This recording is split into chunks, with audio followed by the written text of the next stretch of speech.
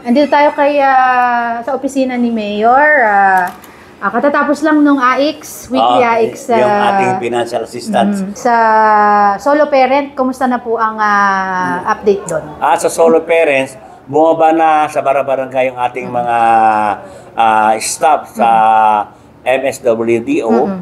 At para titignan kung talagang qualified yung mga nag-a-apply sa solo parents, titignan talagang kailangan talaga. Ngayon, nasa process sila ng updating, nasa process sila ng selection.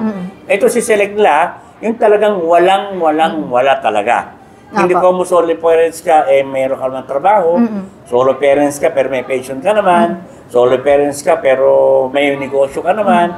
Ang pipiliin natin dyan, yung talagang poor among the poorest na solo parent. So yan, makakatanggap sila ng 1,000 a month. 1,000 kada buwan. Kada buwan. Sa loob na isang taon, 12,000 ang matatanggap nila. May idea ka, Mayor, kung kailan mag-start? Ngayon kayang July o August? At ang tingin ko, ano ba ngayon? July. Or September siguro.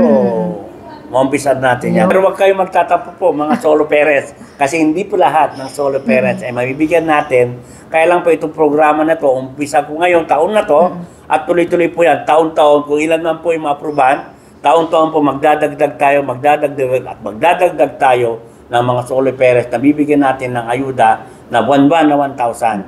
Opo, gano'n po yan. Kasi medyo maliit po yung budget ngayon. Maliit yung budget niya ngayon, pero next year, dadagdagan ko yung budget para madagdagan din. Target na mag-increase pa. Para i-increase natin yan, para at least lahat ng mga sektor ng lipunan ay nabibigyan natin ng pansin para matulungan natin silang lahat.